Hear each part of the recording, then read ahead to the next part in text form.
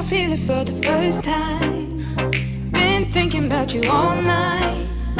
I've been searching for this all my life. You're just my type. I've been looking for a boy who can treat me right.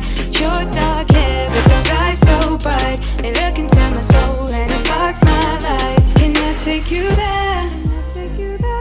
Like it was the first time, do you remember? Can I take you Hey, what's up guys, Sachin here and hope you're staying safe out there, and welcome to the review of the iPhone 12 Pro and 12 Pro Max, Apple's maxed out flagships for the year 2020 and 2021. Now, this should be a relatively easy video because everything that I say here literally applies to the iPhone 12 Pro and the 12 Pro Max. Unless I say it otherwise, I'll make it clear. Now, there are 5 differences between this year's 12 Pro and last year's 11 Pro in terms of design, display, camera, performance, and battery. First things first, the design. It's all metal and glass, as that you would expect of any smartphone. We are talking stainless steel frame that is sandwiched by glass on either sides. But the real difference lies in the way the phone's body looks. It's a squared off industrial edge-to-edge design. And yes, it's flat, including the display edges, like literally a box. Now when I see this, I straight off remember the iPhone 5S, which was the last iPhone to have that sort of boxy body, which was very unique. With the iPhone 12, they reintroduced that. And in my opinion, now the iPhone looks a bit more unique with this new industrial flat edge design. On the back though, we have a frosted matte finish glass, which gets glossy around the camera module. Both the front and the back glass have a protective coating of Apple's so-called ceramic shield, which claims to have a 4 times better drop resistance. But hey, let's be real, glass is glass, and if glass falls down, it breaks. So you might want to protect it with a case. Overall, when you hold the phone, it does not follow the curves of your palm as it would with the previous gens. But you know what? This even feels more solid than the previous ones. So yeah, this one has won back the uniqueness of its design, and that's indeed a welcome change. Now speaking of changes, let's talk about the display, which in my opinion is top notch. Get it? Notch on the top? Display? Okay, never mind. Anyways, the display is a 6.1-inch Super Retina XDR display and 6.7-inch on the Max. Okay Apple, I know that you want to make names very fancy, but hey, it's an organic LED having resolutions of 1170 by 2532 and 1284 by 2778 on the Max, with a peak brightness of 1200 nits. The display has more minimal bezels than before, and it's literally a flat slab which precisely complements the sharp design. In real world, there is no doubt that these are one of the best in class and they are very color accurate. But the real hole in the paper in terms of specs is the absence of 120Hz ProMotion. I mean, a phone of this price should have had this feature a long time back. I mean, almost every other Android phones have it. But this is the smoothest 60Hz display that you will ever see. There's something about these displays that makes it look so smooth. Animations are so smooth that it feels like it's 120Hz, but it's really not. Now I don't know if this has something to do with the software, but it feels very smooth to the eye. Since it's an OLED, you can stream content in HDR. So yeah, good job Samsung.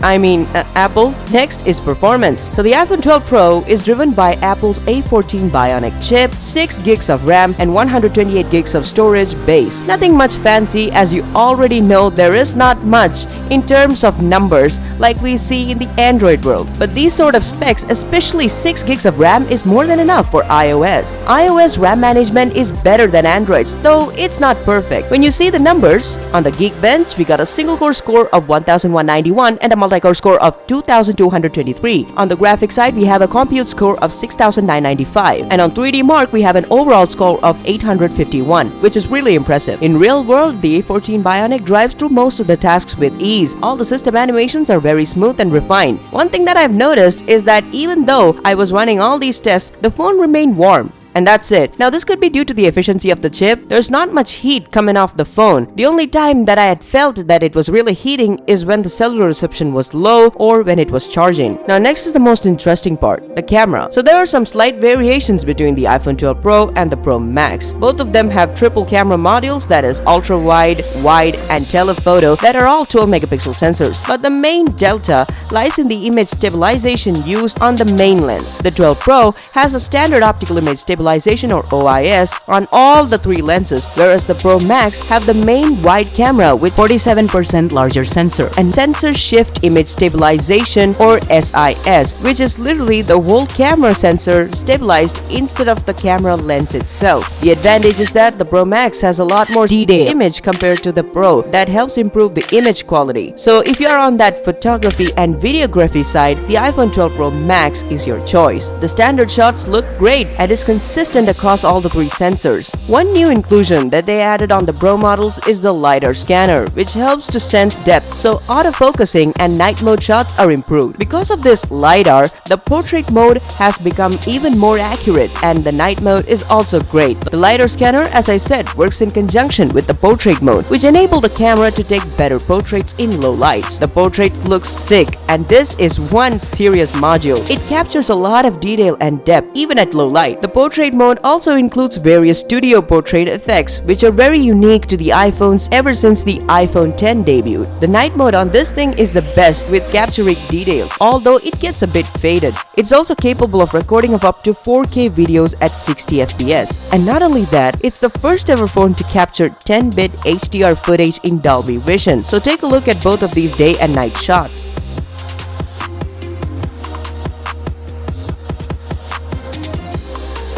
On the front, we have a 12-megapixel FaceTime camera capable of recording of up to 4K at 60 FPS. So overall, it's a pretty nice sweet spot, even though we don't see any crazy 30 times optical zoom and all. But I do have to say that the amount of optimization that Apple had put into this, both in terms of hardware and software, is one of its own class. I mean, these pictures itself say.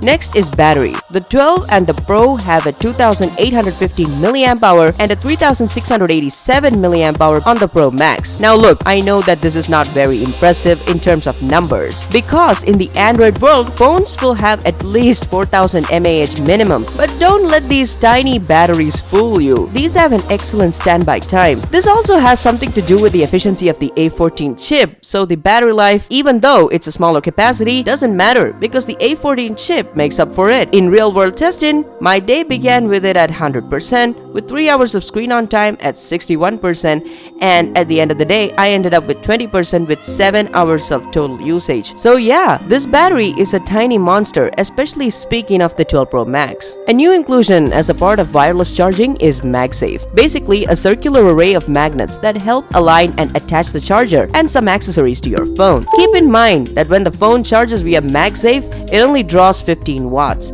even though it's plugged into a 20-watt charger. It'll get from 20 to 100% from a 20-watt charger in around less than 2 hours. And yes, if you don't know, they no longer include those 5-watt chargers that used to come inside the box. But hey, others like Samsung and Xiaomi have started to remove chargers out as well for their flagships. So this is gonna be a trend, I guess? Only time will tell. Apple is known to have huge ads regarding how importantly they value their users' privacy. I mean, take a look at one of their keynotes. They must have said this word at least over 100 times. Privacy is one thing, security another, and it's the authentication which enables the user to securely access their digital world, but by still protecting you from prying eyes. I'm talking about Face ID, which is Apple's proprietary biometric authentication for unlocking your phone and to make purchases. Enabled by the TrueDepth system, Face ID recognizes you in 3D instead of simply capturing a picture of your face in 2D. Face ID is so fast on these phones that I almost forget that there's a passcode on it. To even make things more secure, the TrueDepth system also looks for your attention, basically whether you're looking at the phone or not.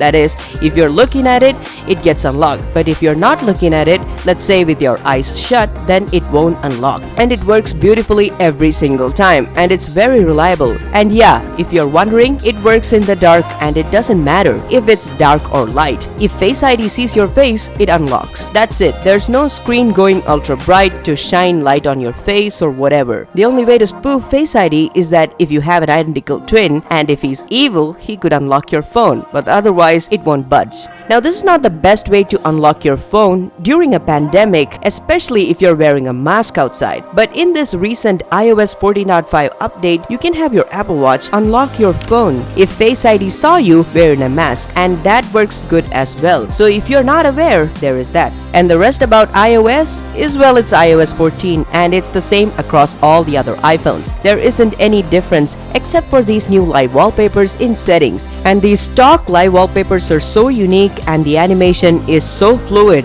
There is no doubt that these are indeed crafted carefully. And lastly, the pricing. The baseline iPhone 12 gets you started off at $799 for 64 gigs. The baseline 12 Pro and the Pro Max at 128 gigs gets you started off at $999 and $1099 respectively. Now, would I recommend these phones to you? Well, yes, but no at the same time. Let me tell you why.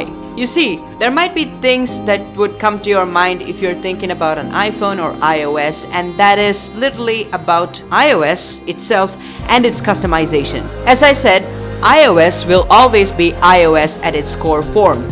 So unlike Android, iOS is different. So if you're like me and if you like that iOS experience and if you are not so addicted to customizing your phone that much, well then you're good to go. Just make sure to do a good research on iOS, how it works, its pros and its cons, just so that you know what to expect right out of the box. Again, remember, if you're gonna switch from Android to iOS and if you know what you're doing, then yes, it's pretty much a green signal for you. But otherwise, if you don't know what to expect or if you don't know what you're doing, then don't. So what do you think about the iPhone 12 Pro? Let me know in the comments below. Either ways, I hope you liked this video, and if you did and if you're feeling awesome, hit that like button and subscribe to my channel, and also turn on post notifications so that you will get notified every time I upload. Alright guys, that's gonna do for me in this video. Hope you guys really enjoyed it. Thanks for watching. Stay safe out there. Wear a mask when you're going out. This is Sachin, and I'll catch you guys in the next video. Peace.